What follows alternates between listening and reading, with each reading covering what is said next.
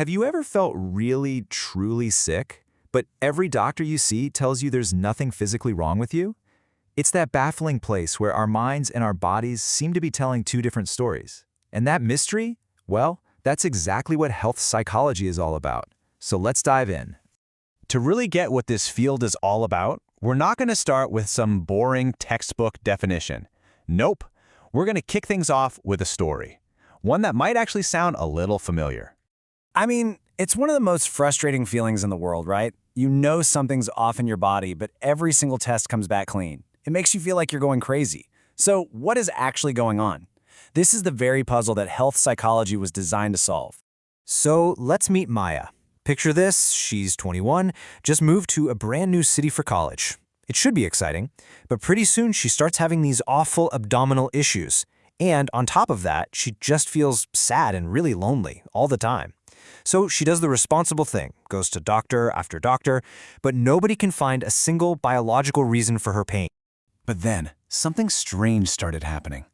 Maya noticed that whenever her friends or family came to visit from back home, her physical symptoms, they would basically vanish, gone. So how is that even possible? If it wasn't a stomach bug or some kind of injury, what was causing all this pain? Her story really shines a light on a huge flaw in how medicine used to look at our health. To really understand what was happening with Maya, we've got to jump in a time machine and rewind a bit to look at this older, kind of disconnected way of thinking about health. For a long time, the biomedical model was the only game in town. It basically treated the human body like a car. You know, if the engine's not broken, if there are no faulty parts, then the car is fine. Your thoughts, your feelings, your friendships, all of that was seen as totally separate from the mechanics of your body.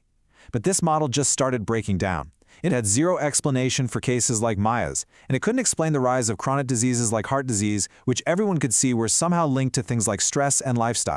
So the thinking had to change. In the early 20th century, you had people like Sigmund Freud who started connecting the dots, saying, hey, wait a minute, maybe our minds can actually cause physical symptoms. Then came behavioral medicine, which started focusing on how our habits affect our health. But the real earthquake, the idea that changed everything, came in 1977 from a psychiatrist named George Engel. And this was the big aha moment. Engel came forward with a whole new way of looking at things, a model that didn't see the mind and body as two separate machines, but as one deeply connected, intertwined system.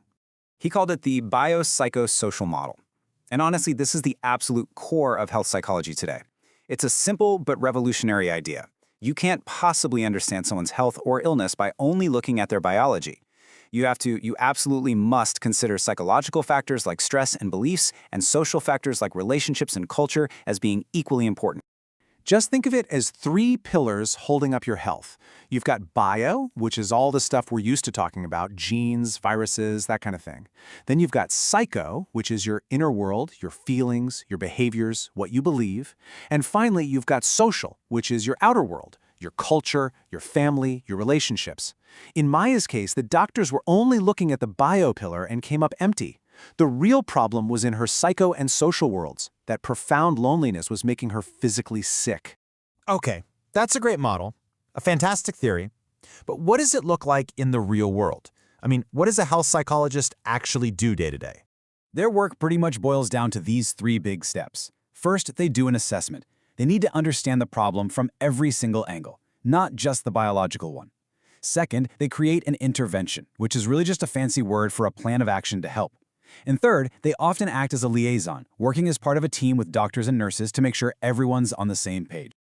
Now, that assessment phase is kind of like detective work.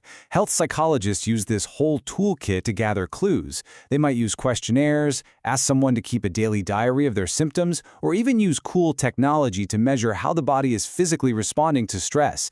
It's all about getting the complete picture. So once they have that full picture, it's time to act. It's time for the intervention. And here's the crucial part. The goal isn't just to put a Band-Aid on a symptom. The real goal is to get to the root of the problem, to change the underlying psychological or social factors that are actually making and keeping the person sick. And these interventions can look totally different for different people.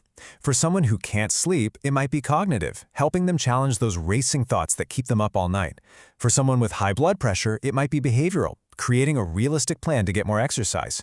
Or for something like irritable bowel syndrome, it might be physiological, teaching relaxation techniques to calm the body's overactive stress response. As you can probably guess, this holistic way of thinking is super valuable, and it's opened up all these different career paths. It's a field that's really growing. So let's take a quick look at the different specializations. Yeah, this field is incredibly broad.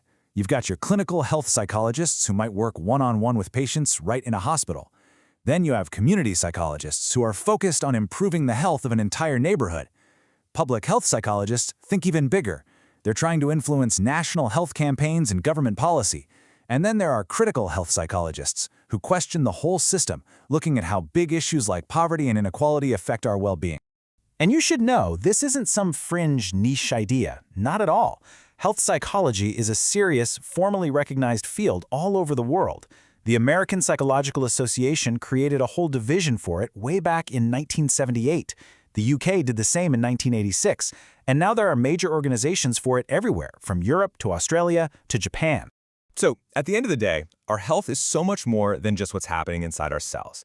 It's this beautiful, complicated dance between our biology, our psychology, and our social worlds. And that kind of brings the question right back to you, doesn't it? When you think about your own health, are you looking at all three pillars? How might your mind, your thoughts, and your world be shaping your health in this very moment?